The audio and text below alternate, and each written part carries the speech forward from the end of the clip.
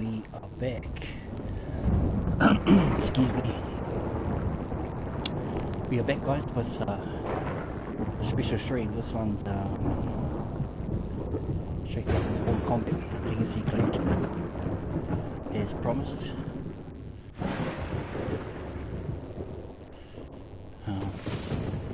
Share it out, guys. Come on, share it out. Appreciate that.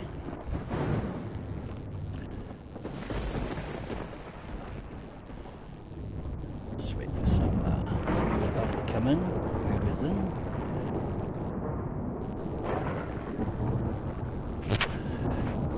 And we are pretty much there.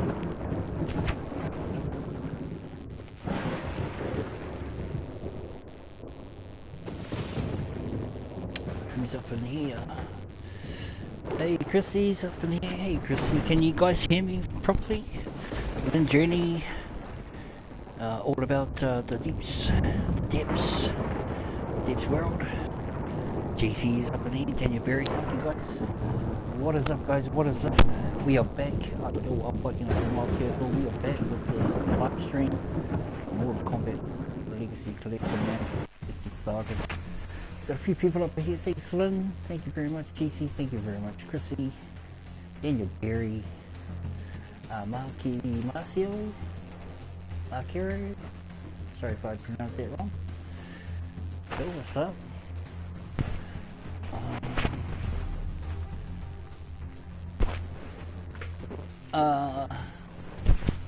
Lynn, can you guys hear me properly?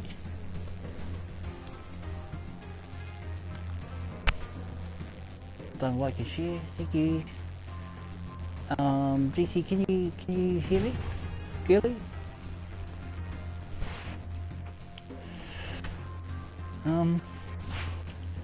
Yeah, just showcase this game, guys. Downloaded a couple of days ago.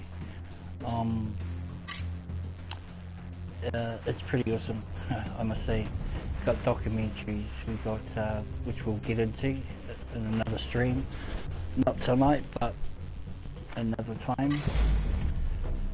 As you can see over here on the right, prepare yourself to run 100%. So you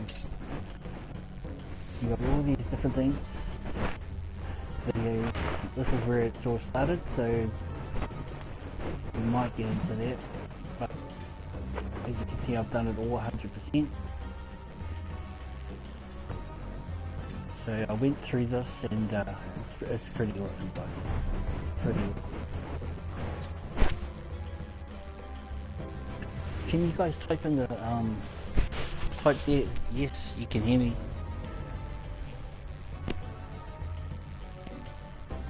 Please. Dr. Combatant. Damn. Chameleon. Sorry. Ermac. Food. Goro, Jade, Derek, Jack, B, Luke, Tongla, Kitana, Kitaro, Kane, Kai, Cabal, Johnny Cage, Melina, Montoro, Nightwolf, East Sidebox, Raiden, Rain, Rico, Reptile, Sindel, Shinnok. Can you guys hear me? Oops. What's that? Can you hear me, Lynn? Shiva, Shulka, Shang Tsung, Sector, Scorpion, Smoke, Sonya Blade, Striker, Sub-Zero, MK2, Titan. So it's pretty good, guys. Honestly, this game is just the bomb.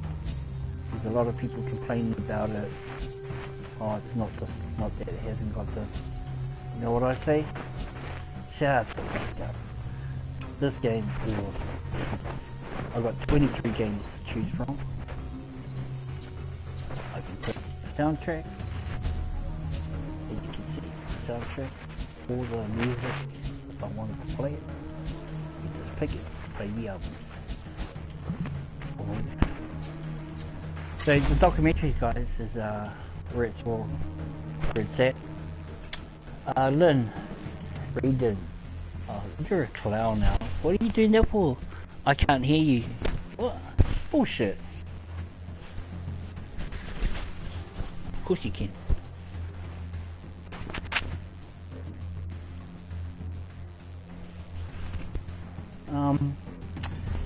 What else? You got, that's my Kombat card there, right there. So I've only played 6 hours 48 minutes of it. Offline ones, 94.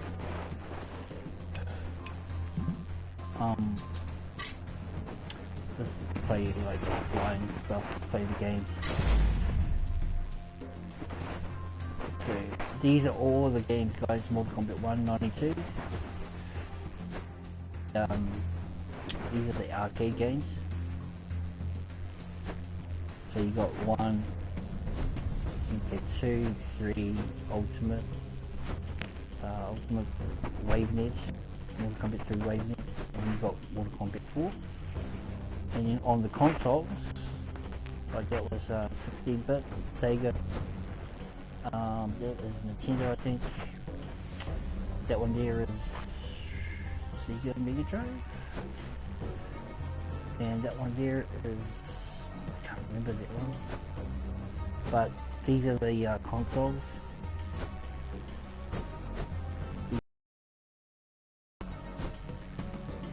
And you got the handhelds, you got the Game Boy, etc. So I can play all these games if I wanted to, but we're getting old school and we're getting arcade. With what we're going to do first. We'll do all 4 games. 1, 2, 3, 4, 5 games. Right? All about, hello, louder to 200 times. Shut up, Lynn.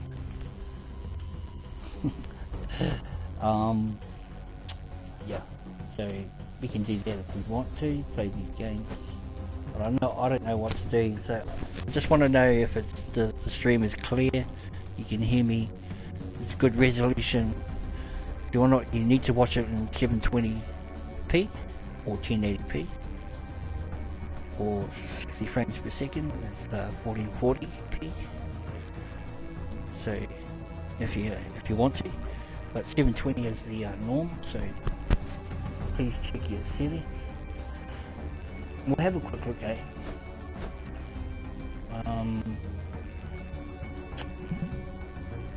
I really wanted to do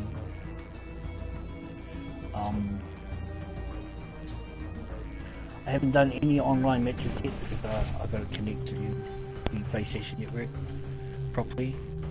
I have to upgrade my PlayStation subscription, but I'm not going to because it's a bit too much. So online battles against other people will come later on after we walk through the game itself. So it's gonna be good.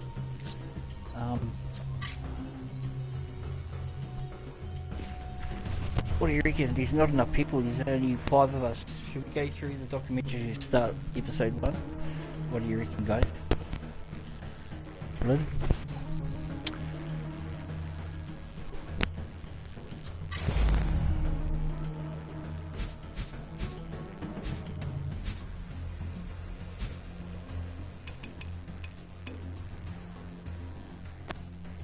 Baraka is the leader of the Takat, a nomadic race of mutants who live in the outer wastelands of our world. Alright. You've twisted my arm, guys. There's only 3 of us. People are gonna miss this, so we are going to start right from the start, guys. You have heard of this game, Mortal Kombat. From passion project to global sensation, Mortal Kombat has shocked, inspired and thrilled players for more than 3 decades. prepare yourself. Mortal Kombat is more than a fighting game. It's a full-blown phenomenon that changed the course of gaming history. Alright. Excuse me. I just finished dinner. Homemade burgers. Oh goody. Alright, fuck it. I don't give a shit. People can go back. Guys, if you're gonna be watching this on a replay, watch it from start to finish, guys, please. I appreciate that, because you know, all the watch hours are needed. But yeah, I appreciate the support. Don't forget to smash that like button before you leave. If you're just hanging around, tick-touring around YouTube, stay put. Check it out with the Viking Man. We are back. Let's get it on. Hey, have you heard of this game, Mortal Kombat? What is Mortal Kombat? It's like Street Fighter, but you could fucking kill people. Whoa!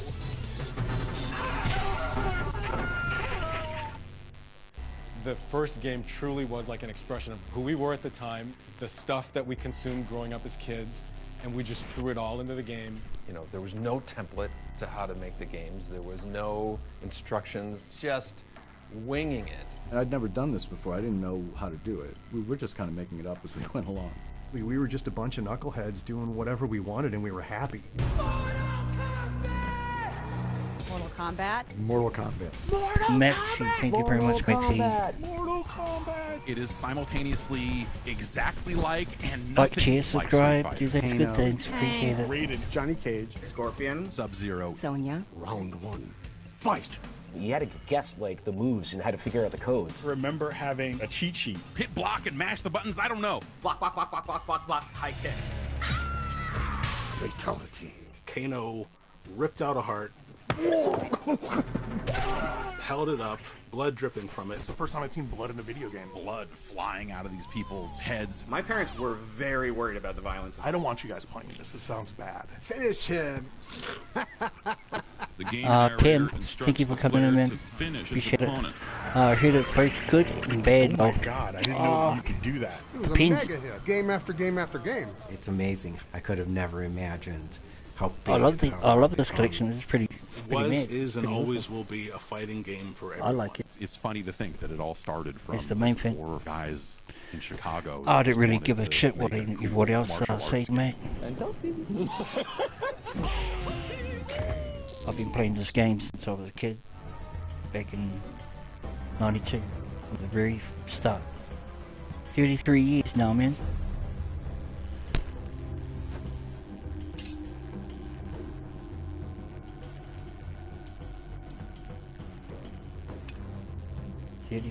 I've been playing.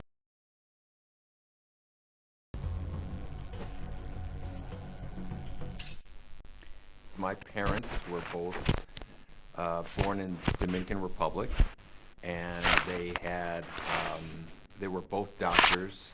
I'm one of 5 kids. My older brother and older sister were born in Dominican Republic, and I was the first one born in Chicago, in Rogers Park, Chicago. And my brother and sister followed, Mike Boone, who I've been working with for 20-something years now. What do we you spent say? a lot of time playing computer games. We had the old consoles. We had a Bally Astrocade.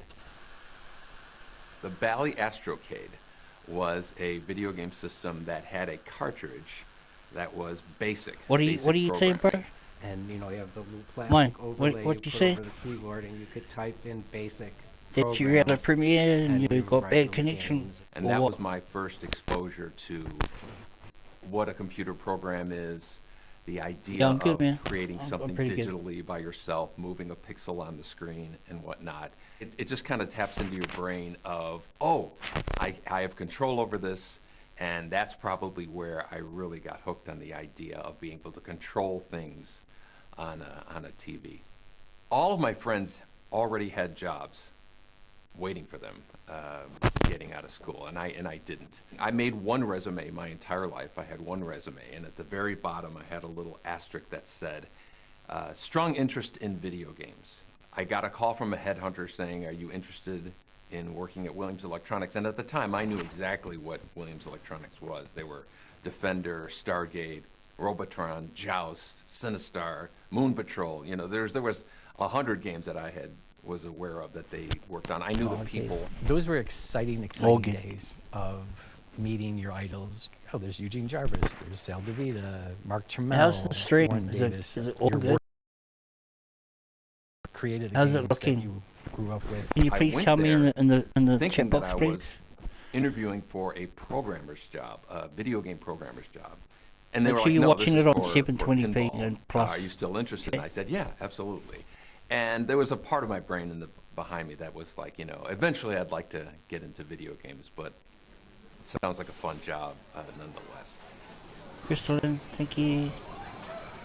My first pinball machine was a game called Millionaire. Thank you very that much. was kind of like how I got my foot in the Please door. like. I was just appreciate learning it. how to, turn on lamps and flash bulbs and do special effects and whatnot. Eugene Jarvis was working down the hall from me on a game called F-14 Tomcat. He was working on a pinball machine, and Eugene asked me if I could do, special effects for that game. It had some really cool light effects, and so everybody started asking me to do special effects for their games. I became the special effects guy. I met Ed Boon the day he arrived at Williams. He was a really nice guy, young and naive, and smart as hell. And we had a great time working on Black Knight with Larry Tomorrow.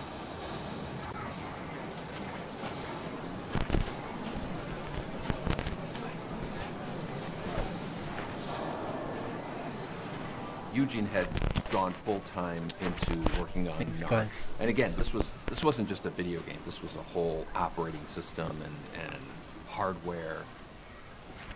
He eventually gave me a hardware system in my office while I was programming pinballs, and then on the side I would just be like making packets of dollar signs exploding that they were using in NARC when you would drop money and whatnot. And so I was just messing around with that and was really getting excited about the notion of working on video games. And at some point there was an understanding that when I was done with Black Knight, I would join the video game department to work on high impact football with Eugene in about 1990, I would guess.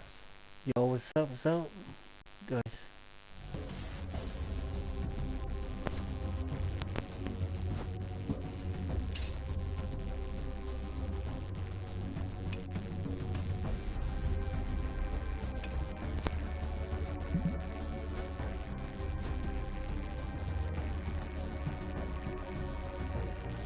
To the surprise of many in the arcade industry, Valley Manufacturing decided to sell its game division in 1987. In July the following year, its long-time rival Williams officially acquired both Valley Pinball and Midway Video Game divisions for $8 million, creating Williams Valley Midway.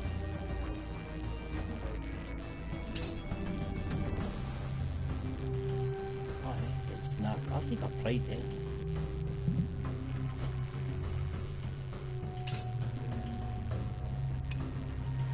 Yeah, I played this game. No.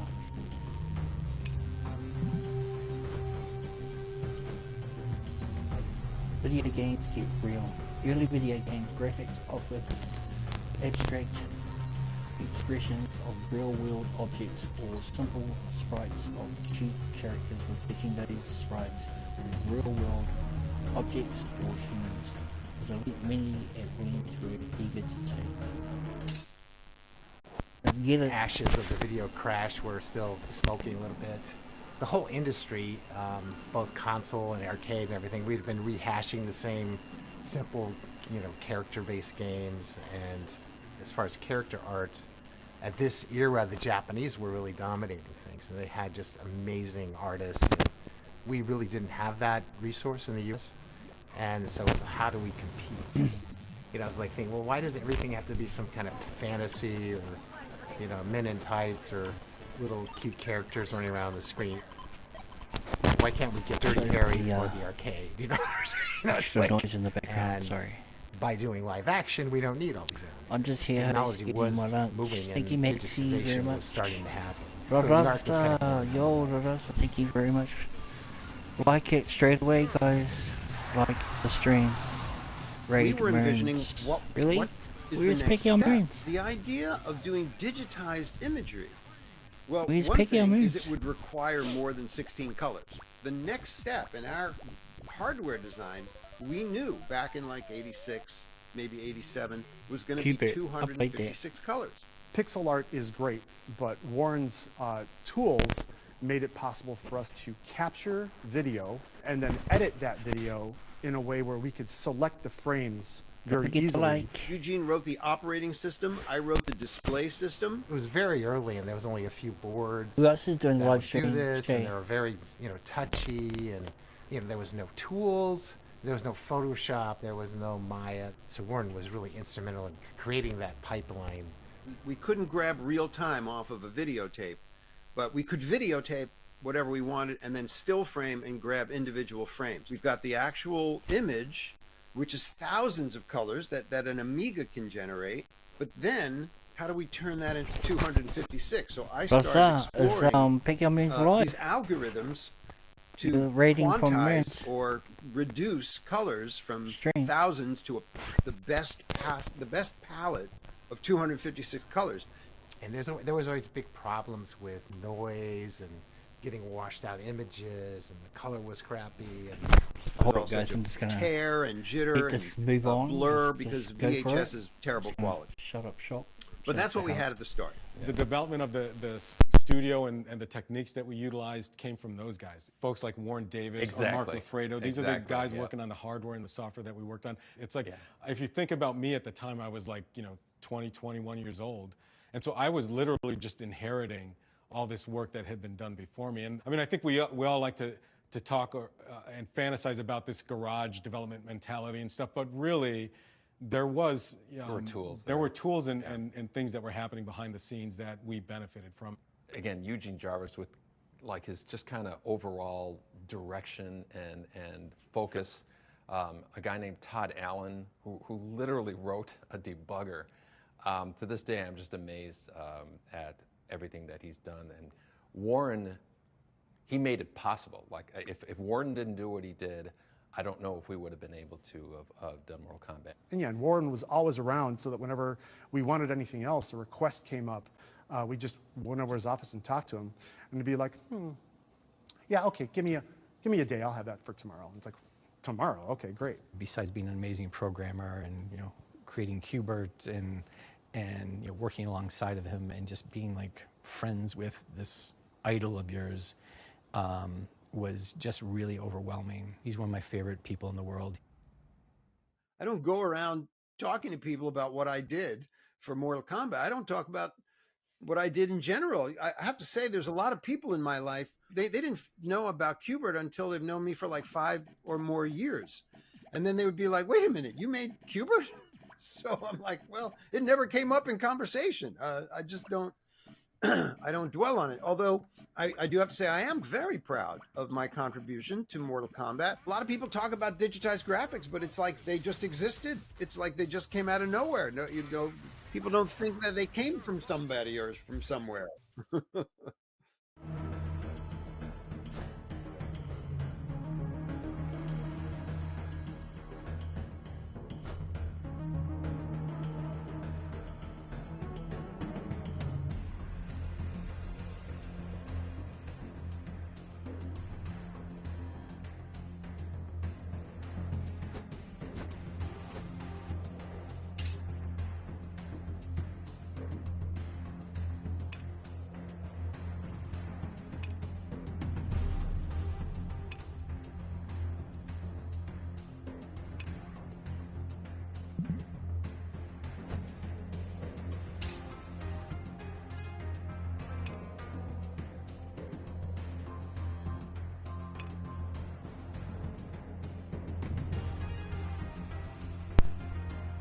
So these are the games that they worked on in the early days, in the 80s. But John Tobias, just as Ed Boon was making the jump from pinball to video games, a new team member was joining Midway, from Chicago street artist to art studio student to comic book freelancer. John Tobias brought a wealth of diverse art skills with him.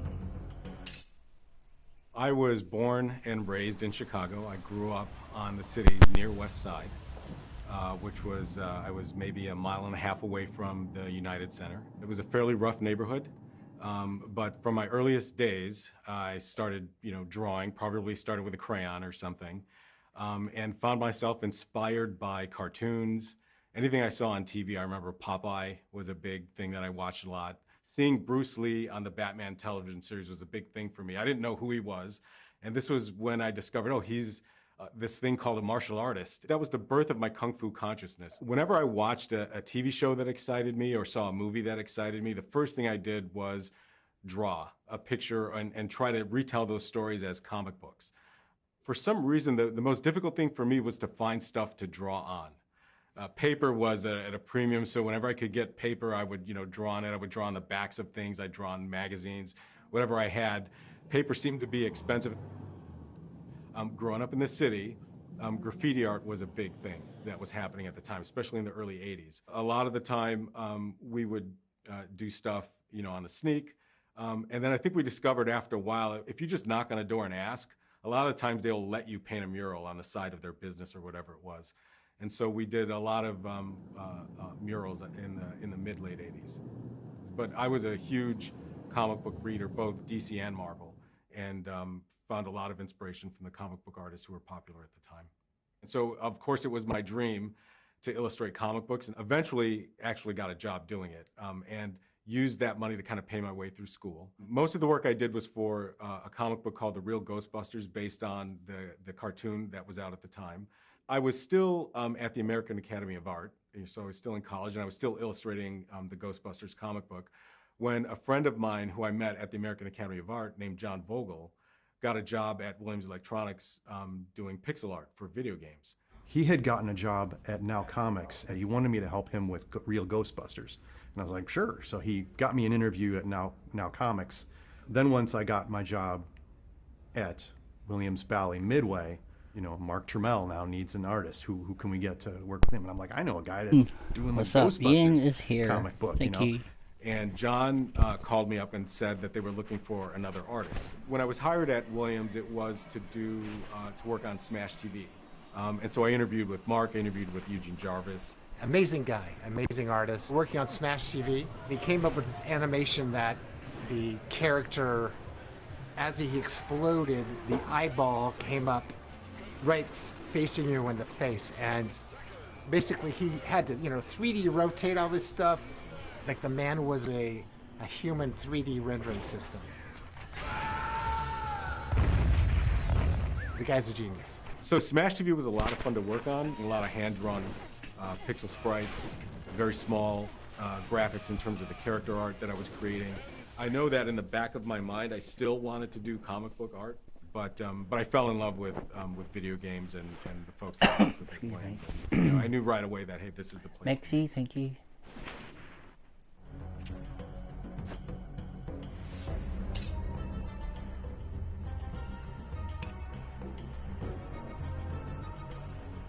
This is John's work. It's pretty awesome.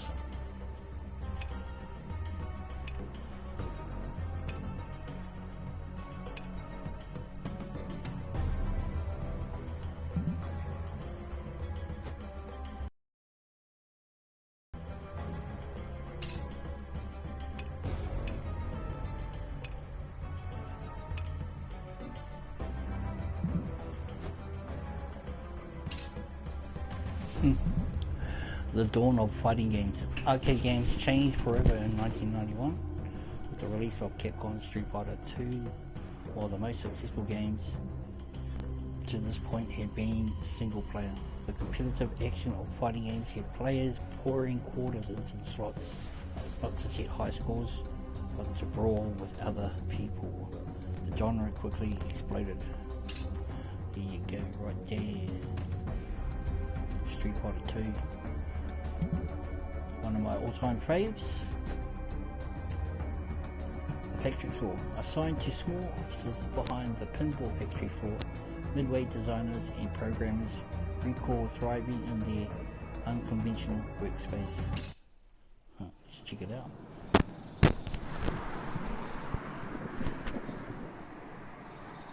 North California Avenue went back to the 40s.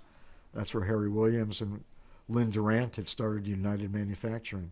I was always obviously a big fan of Midway, and I always knew it was on California, and I would drive by and it's like, oh, that's this magic place, and that's where these amazing games were made. It was weird. It's very Chicago. It's gritty. The paint is from like, it's government green from 1947. It was in the pinball factory. So you walk into the front door and through the factory to get to our offices in the back.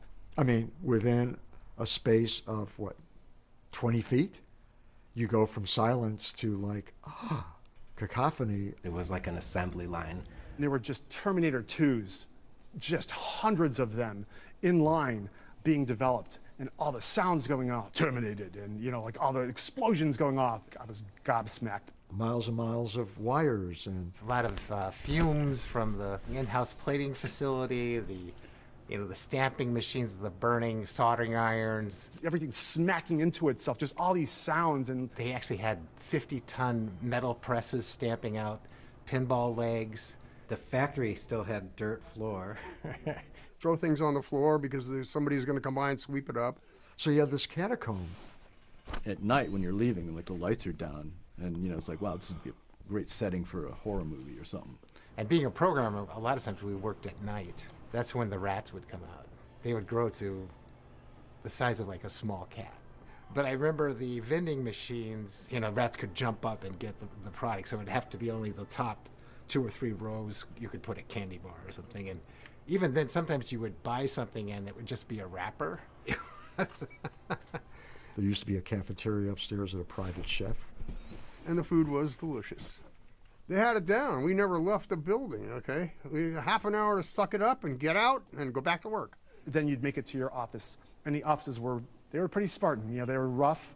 The work on video games happened in what we called downstairs. Upstairs was all of engineering. Everybody had an office, so it was almost like a dorm.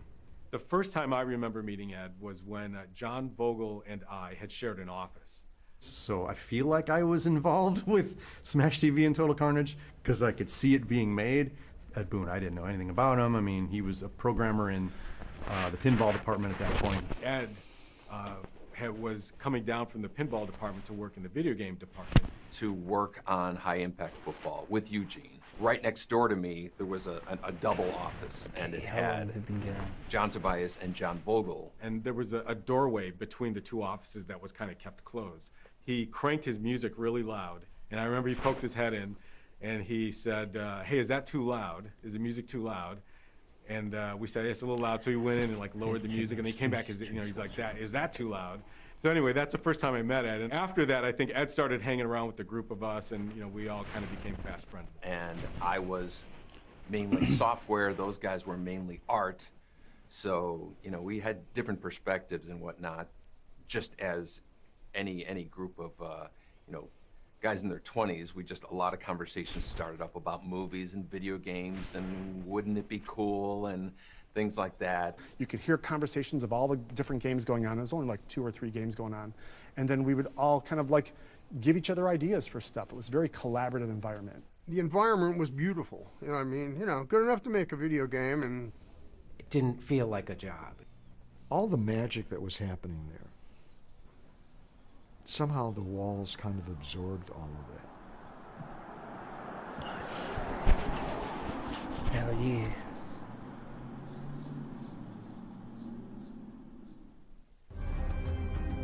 Alright guys, we are going to leave it right there for now.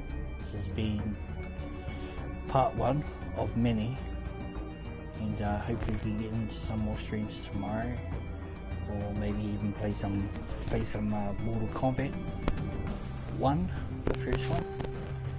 So 1, 2, 3, 91. Okay, floor factory floor. Okay, this is where we're going to leave it, guys, but appreciate you guys coming in for this quick look at the Mortal Kombat Collection, Legacy Collection. Appreciate the likes and the comments, appreciate that heaps, I really do. So until the next one, guys, y'all, I'm Viking, I'm from Aotearoa, Green of Long White Cloud. I represent guys right here, and I represent you guys. So until the next one, take care, be safe. Hey Christelle, I'm just about to end the stream and